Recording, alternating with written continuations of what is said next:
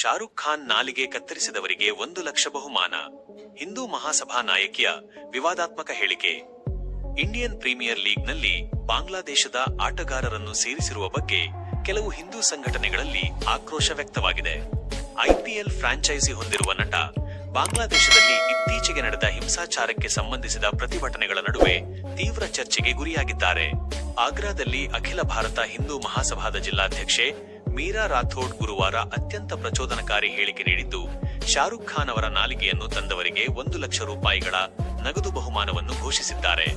ಅನಿರುದ್ಧ ಆಚಾರ್ಯ ಮಹಾರಾಜ್ ಪ್ರಕರಣಕ್ಕೆ ಸಂಬಂಧಿಸಿದಂತೆ ತಮ್ಮ ಹೇಳಿಕೆಯನ್ನು ದಾಖಲಿಸಲು ಮಥುರಾದಲ್ಲಿ ಆಗಮಿಸಿದ ಸುದ್ದಿಗಾರರೊಂದಿಗೆ ಮಾತನಾಡಿದ ರಾಥೋಡ್ ಈ ಹೇಳಿಕೆ ನೀಡಿದ್ದಾರೆ.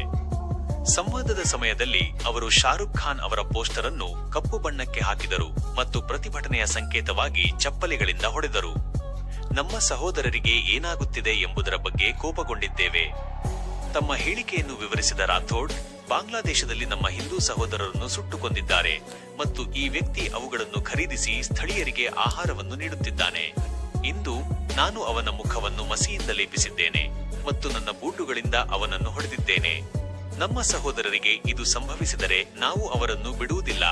ನಮ್ಮ ಸಹೋದರರಿಗೆ ಏನಾಗುತ್ತಿದೆಯೋ ಅದು ತಪ್ಪು. ಶಾರುಖ್ ನಾಲಿಗೆ ತಂದವರಿಗೆ 1,00,000 ರೂಪಾಯಿ ನಗದು ಬಹುಮಾನ ನೀಡುತ್ತೇವೆ ಎಂದಿದ್ದಾರೆ. ಬಾಂಗ್ಲಾದೇಶದಲ್ಲಿ ಹಿಂದೂಗಳ ವಿರುದ್ಧದ ಹಿಂಸಾಚಾರದ ಬಗ್ಗೆ ಆಕ್ರೋಶದ ಹಿನ್ನೆಲೆಯಲ್ಲಿ ಅವರು ಈ ಹೇಳಿಕೆಗಳನ್ನು ನೀಡಿದ್ದಾರೆ.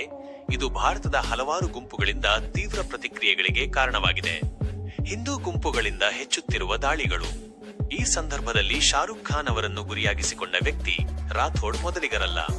ಇದಕ್ಕೂ ಮುನ್ನ ಕಥೆಗಾರ್ತಿ ದೇವಕಿ ನಂದನ್ ಠಾಕೂರ್ ಮತ್ತು ಬಿಜೆಪಿ ನಾಯಕ ಸಂಗೀತ್ ಸೋಮ್ ಕೂಡ ನಟನ ವಿರುದ್ಧ ಹೇಳಿಕೆ ನೀಡಿದ್ದರು.